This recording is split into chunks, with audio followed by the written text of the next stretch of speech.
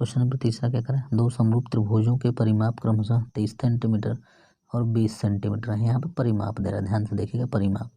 करें यदि पहले त्रिभुज के एक शीर्ष की ऊंचाई की माप 12 सेंटीमीटर है तो दूसरे त्रिभुज की ऊंचाई की माप बताइए। चलिए मैं इसको कॉपी पर समझाने का प्रयास करता हूँ।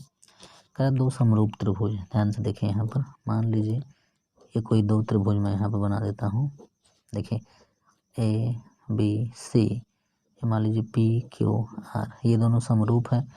जब ये दोनों समरूप है तो क्या कर रहा है कि इसका परिमाप और इसके परिमाप दिया हुआ है और पूछ रहा है कि इस त्रिभुज की ऊंचाई और इस त्रिभुज की ऊंचाई दिया हुआ है और इस त्रिभुज की ऊंचाई पूछ रहा है। तो ध्यान रखिएगा कि जब ये दोनों त्रिभुज सिमिलर होगा तो इनके भुजा का अनुपात क्या होगा, बराबर होगा। संगत भुजा का अनुपात यानी कि ए बी बटा में पी क्यू बराबर होगा बी सी बटा में क्यू आर बराबर होगा ए सी बटा में पी आर। और इस बात को ध्यान रखिएगा ये दोनों त्रिभुज सिमिलर है। अब इसका ऊंचाई अगर आ गया इसमें, मान लीजिए ऊंचाई इसका एम है, इसका ऊंचाई पी एस है, तो इसकी ऊंचाई का अनुपात भी इनके भुजा के अनुपात के बराबर हो जाता है। ठीक है, इसी प्रकार से इस त्रिभुज के परिमाप का अनुपात भी क्या हो जाएगा, परिमाप यानी पहले का परिमाप बटा में दूसरे का परिमाप। इस बात को याद रखिएगा कि परिमाप भी क्या हो जाएगा कि अगर दोनों त्रिभुज सिमिलर है तो इनके संगत भुजा का अनुपात और ऊंचाई का अनुपात और इन दोनों त्रिभुज की परिमाप का अनुपात भी आपस में क्या होता है, बराबर होता है। ठीक है, अब प्रश्न में कह रहा है कि देखिए प्रश्न में यहाँ पर बोल रहा है, क्या देख लीजिए, कह रहा है कि दो समरूप त्रिभुजों में परिमाप 30 सेमी और 20 सेमी दिया हुआ है। पहले का 30, दूसरे का क्या है 20, और पूछ रहा ऊंचाई पहले का 12 है तो दूसरे का ऊंचाई बताइए। देखिए कह रहा है कि पहले का परिमाप 30 है तो पहले का परिमाप 30 बटा में दूसरे का 20 बराबर, क्योंकि हमने क्या बताया कि संगत भुजा का अनुपात और ऊंचाई का अनुपात और इसी सिमिलर त्रिभुज के परिमापों का अनुपात के बराबर होता है। तो परिमाप पहले का परिमाप दूसरे का परिमाप, पहले का परिमाप 30 दिया है, दूसरे का परिमाप 20 दिया है, तो कर इनकी ऊंचाई का अनुपात बताइए। तो पहले का ऊंचाई 12 है तो पहले का ऊंचाई बटा में दूसरे का ऊंचाई मान लीजिए h है, दूसरे का ऊंचाई। अब इसको हल कर लीजिए, 0 से 0 कैंसिल हो गया। देखिए 3 एकम 3, इधर से 3 चौक का 12, अब इधर 1 है तो h का गुणा कर लीजिए, h बराबर 4 दूना के 8 सेंटीमीटर ऊंचाई आ जाएगा। क्या आ जाएगा 8 सेंटीमीटर। देखिए इसका कौन सा ऑप्शन सही हो जाएगा, फर्स्ट ऑप्शन सही हो जाएगा 8 सेंटीमीटर। तो याद रखिएगा कि यदि कोई दो त्रिभुज समरूप है तो उनकी संगत भुजा का अनुपात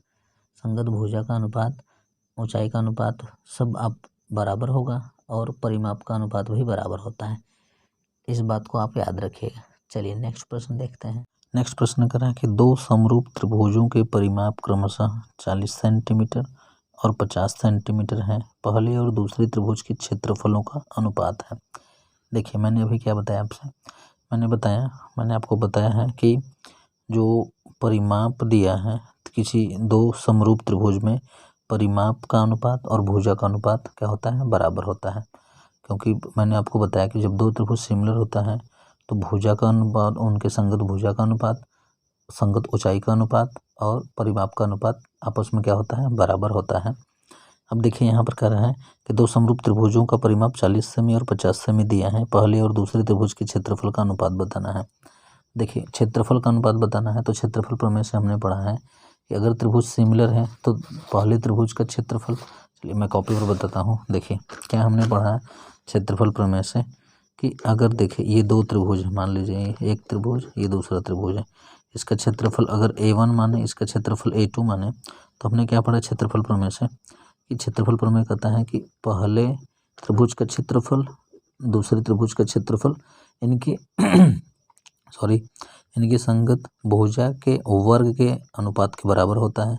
संगत भुजा, और हमने ये भी बताया है कि जो संगत भुजा का अनुपात होता है वह परिमाप के बराबर होता है। तो यहाँ पर देखिए परिमाप हमसे दे दिया है कि जो परिमाप दिया है, परिमाप करा है इसमें देखिए 40 दिया हुआ है और 50 दिया हुआ है। पहले त्रिभुज का परिमाप 40 है और दूसरे त्रिभुज का परिमाप कितना है, 50 है।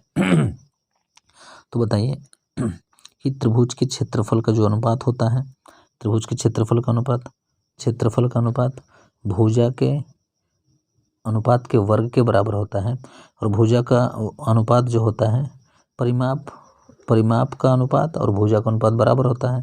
तो यहाँ पर क्या करेंगे कि पहले त्रिभुज का अनुपात और दूसरे त्रिभुज का अनुपात उसके परिमाप के अनुपात के क्या हो जाएगा, परिमाप के अनुपात के वर्ग के बराबर हो जाएगा, क्योंकि परिमाप का अनुपात जो है भुजा का अनुपात के बराबर होता है।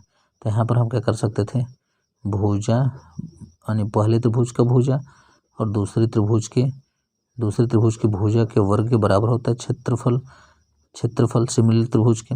तो जब भुजा का अनुपात परिमाप के अनुपात के बराबर होता है तो भुजा की जगह हम परिमाप रख सकते हैं। तो यहाँ पर परिमाप दिया हुआ था हमको, देखिए यहाँ पर करा है कि दो समरूप त्रिभुजों की परिमाप 40 सेंटीमीटर और 50 सेंटीमीटर है। परिमाप यहाँ पर दिया हुआ है, तो पहले त्रिभुज और दूसरे त्रिभुज के क्षेत्रफलों का अनुपात बताइए। तो क्षेत्रफलों का अनुपात कहता है कि संगत भुजा के अनुपात के वर्ग के बराबर होता है क्षेत्रफल का अनुपात, और जबकि भुजा का अनुपात परिमाप के अनुपात के बराबर होता है। तो हम यहाँ पर देखिए डायरेक्ट परिमाप का अनुपात का स्क्वायर ले लेंगे तो क्षेत्रफल के अनुपात के बराबर हो जाएगा। अब इसको सॉल्व कर दीजिए, 0 से 0 कैंसिल, 4 का स्क्वायर 16 और 5 का स्क्वायर कितना होगा 25। तो क्षेत्रफलों में अनुपात 16 और 25 का होगा। देखिए कौन सा ऑप्शन सही हो जाएगा, तो ऑप्शन नंबर 4 सही हो जाएगा, 16 और 25 का अनुपात होगा। तो इस बात को याद रखिएगा, बहुत ही महत्वपूर्ण है, ये आपसे पूछ सकता है। आइए देखिए ये प्रश्न दिया, इस प्रश्न को समझने का प्रयास करते हैं। एक समचतुर्भुज की विकर्णों की लंबाई 8 सेंटीमीटर और 6 सेंटीमीटर है, इसकी प्रत्येक भुजा की माप होगी, इसमें से बताना है। समचतुर्भुज है, इसकी विकर्ण 8 सेंटीमीटर और 6 सेंटीमीटर दिया है, तो भुजा की माप पूछ रहा है।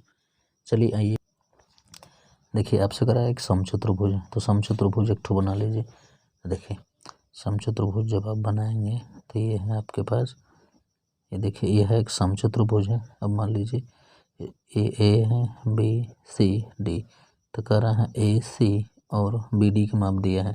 ए सी कह रहा है 8 सेंटीमीटर है, ए सी कितना है दे रहा है, ए सी बराबर 8 सेंटीमीटर और बी डी बराबर दिया है 6 सेंटीमीटर। और आपसे पूछ रहा है तब समचतुर्भुज की भुजा की लंबाई ज्ञात कीजिए।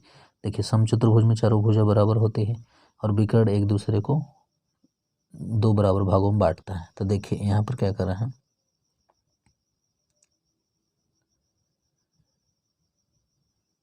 यहाँ पर आपसे कह रहा है कि ए सी बराबर 8 सेंटीमीटर। तो देखिए यहाँ पर मान लीजिए ऊपर काट रहा है, तो ये क्या हो जाएगा, यहाँ से यहाँ तक ए ओ का हो जाएगा आपका 8 है तो 4, ये आधा कर देता है, आधा पर काटता है तो ये 4 सेंटीमीटर हो जाएगा। क्या हो जाएगा ये 4 सेंटीमीटर। और उसी तरीके से ओ डी, बी डी का वैल्यू 6 दिया है तो ओ डी 3 हो जाएगा। कितना हो जाएगा, ये 3 हो जाएगा और ये 4 हो जाएगा। अब यहाँ पर यह 90 अंश के कोण पर काटता है, कितने पर 90 अंश के कोण पर। तो ये देखिए यह समकोण त्रिभुज हो गया। अब देखिए 90 अंश का कोण है तो ये कर्ण हुआ। अब कर्ण हुआ तो यहाँ से हो जाएगा पाइथागोरस से ए डी स्क्वायर बराबर ये यानी 3 का स्क्वायर प्लस 4 का स्क्वायर हो जाएगा। क्या हो जाएगा 4 का स्क्वायर। अब यहाँ से हल कर देंगे तो ए डी स्क्वायर हो जाएगा, 3 का स्क्वायर हो गया 9 प्लस 4 का स्क्वायर 16, तो 16 9 25 हो जाएगा। यहाँ से ए डी का वैल्यू अगर निकालेंगे आप तो ए डी बराबर हो जाएगा √25 यानी कि 5 आ गया। ए डी बराबर 5, तो इसकी चारों भुजा की माप क्या हो जाएगी 5 हो जाएगी। तो इसकी चारों भुजा की माप क्या हो जाएगी 5। देखिए ऑप्शन क्या होगा इसका, ऑप्शन नंबर हो जाएगा आपका ये 5 सेंटीमीटर। तो इस प्रकार से इसको सॉल्व करेंगे। चलिए अब नेक्स्ट प्रश्न देखते हैं।